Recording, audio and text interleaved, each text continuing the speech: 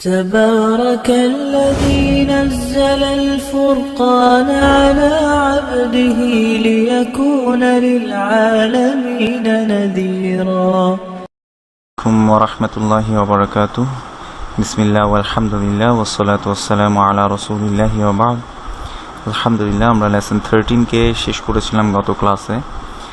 Lesson 13 আমরা যেটা শিখেছিলাম সেটা হচ্ছে আলিফ, তার পাশে যদি এরকম একটা ছোট খালি আলিফ থাকে সেখানে এক আলিফ মাদ করে পড়তে হয়। আমরা এটা গত ক্লাসে পড়েছিলাম। আমরা এগুলো জাস্ট একবার পড়ে যেতে পারি। এখানে আতি, আতিনা, আলি, আমানা, আমান্না, আল-আনা, মাআবুন, আতাত, আনা, আলামুন, আমালুন। এরপরে লেসন 14 আমরা দেখেছিলাম গত ক্লাসে। সেখানে দাল সম্পর্কে বলেছিলাম। দালটা এরকম হয়, আর এটার উচ্চারণস্থল হচ্ছে আপনার জিহ্বার আগা উপরের দাঁতের গোড়ার সাথে, অর্থাৎ তা যেখান থেকে উচ্চারিত হতো ঠিক একই জায়গা থেকে দাল। আমরা এগুলো একটু পড়ে যাই। আর গত ক্লাসে আমরা বলেছিলাম যে দাল সাকিন হচ্ছে কলকলা হবে বায়ের মতো, অর্থাৎ আবে যেভাবে হবে এখানে হবে আদে, একইভাবে সেভাবে দাল সাকিনও কলকলা হবে। আমরা এগুলো একটু পড়ে যাই। দামুন, আদামু, মাদামাত, আদুল্লু, আলাদ্দু, আমাদ্দা, বাদ্দালনা, আরাদা, রদাদিনা। দাল সাকিন এটা কলকলা হবে। নুমিদ্দু, মিদাদুন, দারুন, আরাদনা, আরাদনা, বাদাত, বাদা, আলবুদনা, বেদরুন। আজকে আমরা যে নতুন লেসন আসবো, লেসন 15, এখানে যে রুলসটা আমরা নোট করব সেটা হচ্ছে কাসরর বামে, অর্থাৎ ই সাইনের বামে যদি ইয়া সাকিন থাকে তখন সেখানে এক আলিফ মাদ করতে হয়। ই সাইনের বামে বা কাসরর বামে যদি ইয়া সাকিন থাকে সেখানে এক আলিফ মাদ করতে হয়। দালের নিচে কাসর দিলে হবে দি, কোথাও মাদ হবে না দি, কিন্তু কাসরর বামে যদি ইয়া সাকিন থেকে থাকে সে হারফটাকে এক আলিফ মাদ করে পড়তে হবে। দি, দি। একইভাবে আমরা যদি এখানে দেখি ই, আলিফের নিচে কাসর, এর বামে ইয়া সাকিন, ই এক আলিফ মাদ হবে। আমরা আগেই এই রুলসটা ক্লিয়ার করেছিলাম যে ফাতহার বামে যদি খালি আলিফ থাকে তখন এক আলিফ মাদ হবে। রি, র নিচে কাসর রি, এর বামে ইয়া সাকিন থাকাতে এটাকে এক আলিফ মাদ করতে হবে। রি, রি। এরপরে দেখি মিমের উপর দম্বা বা উ দেয়া, মু গিয়ে দালকে ধরবে, যেহেতু এখানে তাজদিদ আছে। তাজদিদ মানে হচ্ছে একটা সাকিন এখানে লুকায়িত আছে। মুদ, দালের নিচে কাসর দি, মুদ্দি। কিন্তু এই কাসরর বামে ইয়া সাকিন থাকার কারণে এই দালটাকে বা দিটাকে এক আলিফ মাদ করে পড়তে হবে। মুদ্দি, মুদ্দি। এরপরে এখানে দেখি লামের উপর ফাতহা লা, তু, লাতু, তার উপরে উ যোগ করা বা দম্মা দেয়া, তু, লাতু। তু গিয়ে বাকে ধরেছে, বা সাকিন কলকলা হয় বলেছিলাম। লাতুবে, দালের নিচে কাসর দি, লাতুবে দি। কিন্তু কাসরর বামে ইয়া সাকিন থাকার কারণে এটাকে এক আলিফ মাদ করে পড়তে হবে। দি, লাতুবে দি, লাতুবে দি। এরপর আমরা এখানে দেখি হামজার উপরে ফাতহা অথবা আলিফের উপর ফাতহা, আ, বার নিচে কাসর বি, কিন্তু কাসরর বামে ইয়া সাকিন থাকার কারণে এক আলিফ মাদ করতে হবে। আবি, আবি। এরপর এখানে দেখি লামের নিচে কাসর, এর বামে হচ্ছে ইয়া সাকিন, লি, লি। এরপর এখানে দেখি আলিফের উপরে দম্মা বা উ সাইন দেয়া, উটা গিয়ে মিমকে ধরেছে। মিম তাজদিদ গুন্না হয়, আমরা বলেছিলাম মিম তাজদিদ গুন্না হবে, অর্থাৎ নেজাল সাউন্ড হবে। এভাবে ধরবে, মিমের নিচে কাসর মি, উম্মি। কিন্তু কাসরর বামে ইয়া সাকিন থাকাতে এটাকে এক আলিফ মাদ করে পড়তে হবে। মি, মি, উম্মি, উম্মি। এরপরটা দেখি মিমের উপর ফাতহা, তার বামে খালি আলিফ থাকাতে এক আলিফ মাদ হবে। মা, লামের নিচে কাসর লি, কিন্তু এর বামে ইয়া সাকিন থাকার কারণে এটাকে আমরা এক আলিফ মাদ করে পড়ব। লি, মালি, মালি। এরপরে এখানে একটু খেয়াল করি, এই যে একটা দাগের নিচে যদি দুটা নুক্তা হয় সেটা হচ্ছে ইয়া, ইয়ার উচ্চারণ স্থল হচ্ছে জিহ্বার মাঝখান থেকে, তবে এটা জিম শিন ইয়া তিনটা জিনিস উচ্চারিত হয় এই জিব্বার মাঝখান থেকে। জিব্বার মাঝখান থেকে ইয়া ইয়া, কিন্তু জিব্বার মাঝখানটা কোথাও লাগতে হবে এটা জরুরি না, মানে লাগাতে হবে এটা জরুরি না আর কি। ইয়া এখান থেকে জিব্বার মাঝখান থেকে উচ্চারণ হয়। ইয়া হচ্ছে একটা দাগের নিচে যদি দুটো নুক্তা হয় তখন এটা ইয়া। এখানে যদিও আমরা ইয়াকে কোনো হারাকা দিয়ে পড়বো না, তারপরে ইয়াকে চেনার ক্ষেত্রে আমরা বলছি। আর একটা দাগের উপরে যদি দুটা নুক্তা হয়, যদি এটা আমরা দেখি এভাবে, তাহলে সেটা হবে তা, সেটা হবে তা। তাহলে তার উপরে উ দেয়া বা দম্মা দেয়া তু, র নিচে কাসর রি, কিন্তু এর বামে ইয়া সাকিন থাকার কারণে এই যে একটা দাগের নিচে দুটো নুক্তা, এটা ইয়া এবং ইয়া সাকিন বলছি, ইয়ার উপর সাকিন আছে তাই, সেজন্য এই রিটাকে একালি মাত করতে হবে। তুরি তুরি, দালের উপর দম্মা দু, তুরি দু তুরি দু। এরপর নুনের উপর দম্মা নু, র নিচে কাসর, এর বামে ইয়া সাকিন থাকার কারণে একালি মাত করে পড়তে হবে রি, নুরি, দালের উপরে দম্মা দু, নুরি দু।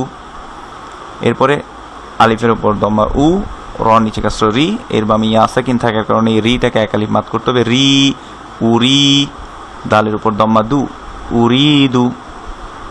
আবার একটু পড়ি, তুরি দু, নুরি দু, উরি দু। এরপরে মিমের উপর দম্মা মু, র নিচে কাসর, এর বামে ইয়া সাকিন থাকার কারণে রিকে এক আলিফ মাত করতে হবে মুরি, বার উপরে দম্মা তান বা উন যোগ করা বুন, মুরি বুন, মুরিবুন। একইভাবে মিম, তার উপরে দম্মা দিয়ে মু, লামের নিচে কাসর লি, এর বামে ইয়া সাকিন থাকার কারণে লিটাকে একালি মাত করতে হবে লি, মুলি, মিমের উপরে দম্মাতান বা উন যোগ করা মুন, মুলি মুন, মুলি মুন। এরপরে আলিফের উপরে ফাতহা দেয়া বা আ সাইন যোগ করা আ, এটা গিয়ে লামকে ধরেছে, এভাবে লেগে গেলে এগুলো কিন্তু লাম।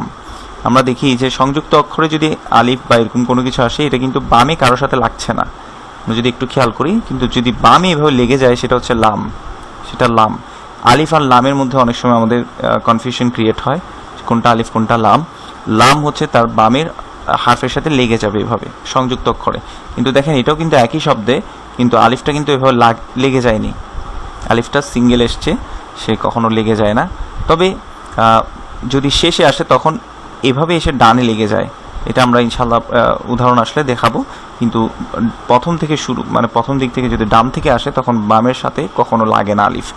আচ্ছা, আলিফের উপর ফাতহা হলে আ গিয়ে লামকে ধরেছে আল, মিমের উপর দম্মা মু, অথবা উ সাইন দেয়া মু, আল মু, নুনের নিচে ই সাইন দেয়া নি, কিন্তু এর বামে ইয়া সাকিন থাকার কারণে এই নিটাকে এক আলিফ মাত করতে হবে নি, আল মুনি, রর উপরে উ সাইন দেয়া বা দম্মা দেয়া রু, আল মুনিরু, আল মুনিরু।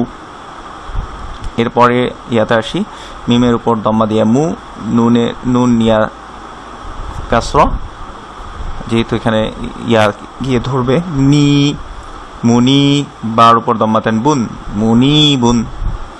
এরপর আমরা এখানে দেখি আলিফের উপরে দম্মা উ, নুনের নিচে কাসরা নি, কিন্তু এর বামে ইয়া সাকিন থাকাতে এটা এক আলিফ মাদ হবে, এক আলিফ টেনে পড়তে হবে উনি, বার উপরে দম্মা বু, অথবা বার উপরে উসাইন বু, উনি বু, উনি বু। এরপরে এই যে আলিফের পাশে যদি খালি আলিফ থাকে, যেটা আমরা গত লেসনে দেখে এসেছি, এক আলিফ মাত করতে হবে আ, মিমের নিচে কাসরা মি, এর বামে ইয়া সাকিন থাকার কারণে মিটাকে এক আলিফ মাত করতে হবে আ মি। এরপর নুনকে গিয়ে ধরেছে, এটা অবশ্য না বুঝলে এখন বলার দরকার নেই, আমিন। আবার এখানে চলে আসি আমরা, আলিফের উপরে ফাতহা অথবা আ সাইন যোগ করা আ, মিমের নিচে ই সাইন দেওয়া মি, ই সাইনের বামে ইয়া সাকিন থাকার কারণে এক আলিফ মাত করতে হবে মি, মি, নুনের উপর উন যোগ করা নুন, মি নুন, মি নুন। আমরা কিন্তু অন্যখানে আতে টানছি না, নুন টানছি না, আমরা শুধু মিতে টানছি। যেখানে মাদ আছে শুধুমাত্র সেখানেই মাত করতে হবে, সেখানেই টেনে পড়তে হবে, বাকি কোনো জায়গায় টেনে পড়া যাবে না। এরপরে আমরা দেখি আলিফের উপর আ যোগ করা, এটা আমরা বলেছিলাম যে ডান দিকে যেটা থাকবে সেটা হচ্ছে লাম, এবং বাম দিকে যেটা থাকবে সেটা হচ্ছে আলিফ, লাম আলিফ, লাম আলিফ। তাহলে আলিফের উপরে ফাতহা, এটা কি লামকে ধরেছে, যেহেতু এটা ডান দিকে আছে, এটা লাম, লামকে ধরেছে আল, আর আলিফের উপর ফাতহা আ, আল আ, মিমের নিচে ই যোগ করা মি, আল আমি, কিন্তু এর বামে ইয়া সাকিন থাকাতে, কাসরর বামে যদি ইয়া সাকিন থাকে এক আলিফ মাদ করে পড়তে হয় আল আমি, নুনের উপর দম্মা অথবা উ যোগ করা নু, আল আমিনু, আল আমিনু।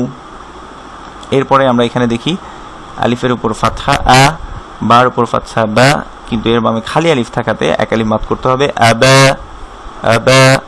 বার নিচে কাসর বি, তার বামে ইয়া সাকিন থাকার কারণে এই বিটাকে এক আলিফ মাদ করতে হবে বি, আবা বি, আবা বি। লামের উপর ফাতহা লা, আবা বিলা, আবা বিলা। এরপরে এখানে দেখি যে আমরা সবসময় বলছি যে লাম আলিফ, ডান সাইডেরটা হচ্ছে লাম, বাম সাইডেরটা হচ্ছে বাম হাতের বামের দিকেটা হচ্ছে আলিফ। লামের উপর আর এইভাবে যেখানে হারাকা থাকে এটা হচ্ছে লামের উপর হারাকা, লামের উপরে ফাতহা দেয়া, এটা লা, লা ফাতহার বামে যেহেতু খালি আলিফ আছে সেজন্য এটা এক আলিফ মাদ হবে লা। তার উপরে ফাতহা তা, এটা কি বা সাকিনকে ধরেছে, বা সাকিন কলকলা, বা সাকিন কলকলা হবে, অর্থাৎ সাউন্ডটা রিভার্ভ হবে, সাউন্ডটা একটু ফেরত আসবে। তাবে লা তাবে, দালের নিচে কাসর দি, কিন্তু এর বামে ইয়া সাকিন থাকাতে এই যে এক দাগের নিচে দুটো নুক্তা সেজন্য এটা ইয়া, এখানে এক আলিফ মাদ করতে হবে দি, লা তাবে দি, লা তাবে দি। লামের উপর ফাতহা লা, লা তাবে দি লা, দুঃখিত আমি এখানে মাদ করতে ভুলে গেছি, লা তাবে দি লা, লা তাবে দি লা। এরপরে দেখি তাকে ধরেছে, তা ফাতহা দেয়াতে তা হয়েছে, এটা কি তাকে ধরেছে তাত, বার নিচে কাসর বি, এর বামে ইয়া সাকিন থাকার কারণে এখানে এক আলিফ মাদ হবে বি, তাত বি। বার উপর দম্মা তানবুন, তাত বি বুন, তাত বি বুন। এখানে একটু খেয়াল করি, আমরা এই জায়গাতে আসি, মিমের নিচে কাসর, এটা বা সাকিনকে গিয়ে ধরেছে, একটা দাগের নিচে যদি একটা নুক্তা থাকে সেটা বা, বাকি গিয়ে ধরেছে এবং বা সাকিন কলকলা হয় মিবে, মিবে। আবার এখানে যদি দেখি মার নিচে কাসর দেয়া মি, এটা যখন তাকে গিয়ে ধরছে তখন কিন্তু কলকলা হবে না, তখন কেমন হবে মিথ, মিথ, সাউন্ডটা থেমে যাচ্ছে। আর তার ক্ষেত্রে আমরা একটা জিনিস খেয়াল করি যে তার সাউন্ডটা যখন থামছে হালকা একটা বাতাস বের হচ্ছে, এটাকে আমরা বলে থাকি যে হামস, অর্থাৎ হালকা একটা বাতাস বের, মিথ, মিথ। এই বাতাসটা বের হওয়া মানে এখন যদি বের করতে না পারেন এটা কোনো জরুরি বিষয় না।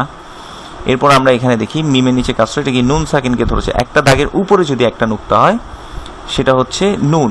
এখানে আমরা একটা জিনিস খেয়াল করবো একটু পরে, তাহলে মি গিয়ে নুনকে ধরেছে মিন, মিন। আবার মিমের নিচে কাসর, একটা দাগের নিচে যদি দুটা নুক্তা হয় সেটা হচ্ছে ইয়া, তাহলে কাসরর বামে যদি ইয়া সাকিন হয় সে হারফটাকে এক আলিফ মাদ করে পড়তে হয় মি, মি। এখানে আমরা যে জিনিসটা নোটিস করব সেটা হচ্ছে একটা দাগের নিচে যদি একটা নুক্তা হয় তাহলে হচ্ছে সেটা বা। আবার এখানে খেয়াল করি, একটা দাগের উপরে যদি এক নুক্তা হয় তখন সেটা হচ্ছে নুন।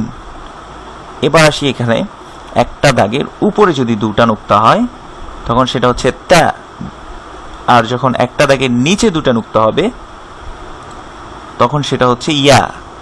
এই জিনিসটা একটু নোট করব, নোট করে রাখতে পারি ইনশাল্লাহ। এর পরের লেসনে আমরা চলে যাই, আজকে লেসন 16। লেসন 16 হচ্ছে জিম।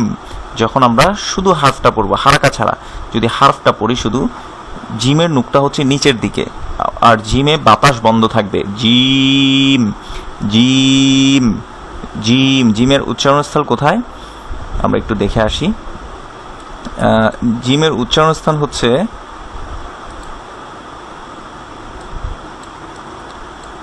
এই জায়গায়। আমরা যদি খেয়াল করি একেবারে জিহ্বার মাঝখানটা উপরের তালুর দিক থেকে সাউন্ডটা ক্রিয়েট হবে, কিন্তু কোনো এয়ার ফ্লো থাকবে না, অর্থাৎ বাতাস বের হবে না। জিম মানে এরকম সাউন্ডটা থাকবে না। জিম, যথাসাধ্য আমরা বাতাসটাকে আটকানোর চেষ্টা করব এবং এটা জিহ্বার মাঝখান থেকে উচ্চারিত হবে জিম। জিমের নুকতা হচ্ছে নিচে। এবং আমরা যদি একটু খেয়াল করি, জিমে যখন আমরা ফাতহা দিব, জিমে ফাতহা দিলে হবে জ্যা, জ্যা। জিমে দম্মা দিলে হবে জু, জ্যা, জি, জু। আর জিমে কাসর দিলে হবে জি, অর্থাৎ জিমের উপর আ সাইন দিলে হবে জ্যা, জিমের উপর যদি উ সাইন দিই জু, জিমের নিচে ই সাইন দিলে জি। এবং জিমের যে নুকতা সেটা মনে রাখবো যে নিচে হবে, নিচে। এবং জিমের একটা বিশেষত্ব আর একটু বলিনি, যে আমরা যেমন জিম দাল সাকিনের মধ্যে কলকলা হয়েছে বলেছিলাম, ঠিক একইভাবে জিমের মধ্যেও কলকলা হবে। অর্থাৎ এখানে যদি দেখি হামজার উপরে ফাতহা দেয়া আটা গিয়ে যখন জিম সাকিনে যখন ধরবে তখন এটাও কিন্তু কলকলা হবে, আজে আজে, অর্থাৎ আজ বলে থেমে যাবে না, আজে আজে এরকম হবে, আজে সাউন্ডটা আবার ফিরে আসবে। আমরা লেসনে চলে আসি, তাহলে জিম এটার উপর ফাতহা দিলে হবে যা, এবং জিমের নুক্তাটা নিচের দিকে থাকে, আমরা এটা খেয়াল করব। এখানে দেখি যে সংযুক্ত অক্ষরে যখন জিম আসে তখন আমাদের চিনতে একটু কনফিউশন তৈরি হয়ে যায় যে আসলে কোনটা জিম, কোনটা হা, কোনটা খ, এগুলো নিয়ে একটু কনফিউশন হয় অনেক সময়। মনে রাখবো এই যে মাথাটা, এখানে যদি মাথাটা খেয়াল করি, এই মাথাটাই কিন্তু থাকে সংযুক্ত অক্ষরে, এই ল্যাচটা তখন কেটে যায়, যে ল্যাচটা আছে এখানে, এই ল্যাচটা কিন্তু সংযুক্ত অক্ষরে কেটে যায়, কিন্তু নুক্তাটা কিন্তু ঠিকই থেকে যাচ্ছে। এটা একটু খেয়াল করব যে জিমের নুক্তা হচ্ছে নিচে, জিমের নুক্তা নিচে, জ্যা জ্যা। এরপর এখানে খেয়াল করি মিমে ফাতহা মা র, জিমের উপর ফাতহা জ্যা, মা র জ্যা, মা র জ্যা, মা র জ্যা। এরপর দেখি হামজার উপরে দম্মা দেয়া জিমে ফাতহা, এটা জিমের নুক্তা নিচে থাকে, যা কিন্তু তার বামে খালি আলিফ থাকাতে এটাকে এক আলিফ মাদ করতে হবে, উজা উজা। জিমের উপর দম্মাতান, এটা জিম, জুন, উজা জুন, উজা জুন, উজা জুন। এরপর এখানে দেখি হামজার উপরে বা আলিফের উপর ফাতহা লামের নিচে কাসর লি, আলি, জিমের উপর দম্মা জু, আলিজু, আলিজু, কোথাও কোনো টান হবে না। এরপর দেখি রর উপর ফাতহা র, জিমের উপরে দম্মা জু, রজু, লামের উপর দম্মাতান অথবা যুক্ত করা, রজুলুন, রজুলুন। এবং রর উপর ফাতহা হলে আমরা বলেছি সেটা মোটা হবে, রটা মোটা হবে, র র। এরপর রর নিচে যদি কাসর হয়, রটা যখন চিকন হয়, অর্থাৎ রর নিচে যখন ই সাইন হবে তখন আমরা বলবো রি, রি, আমরা বলবো না রু, এরকম বলবো না, বলবো রি। এরপরে জিমের উপর ফাতহা, জিমের নুক্তা নিচে, ফাতহার বামে খালি আলিফ থাকাতে এটাতে এক আলিফ মাদ হবে, যা রিজা, রিজা। লামের উপরে যোগ করা অথবা দম্মাতান দিয়ে লুন, রিজালুন, রিজালুন।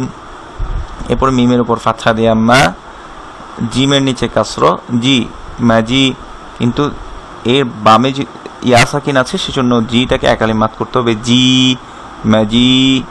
দালের উপরে যোগ করা অথবা দম্মাতান দিয়ে দুন, মাজিদুন, মাজিদুন।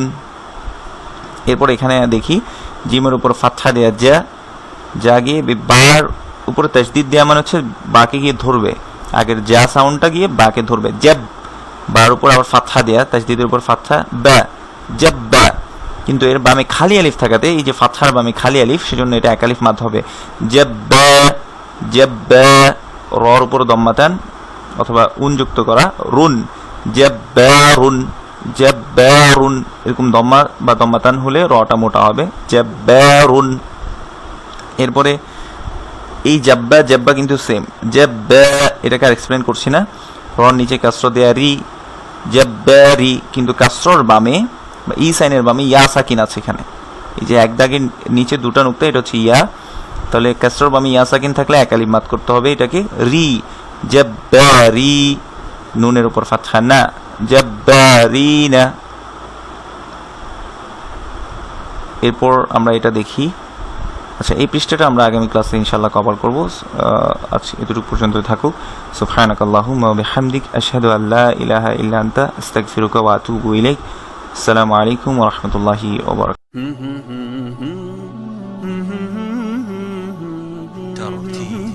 ترتيل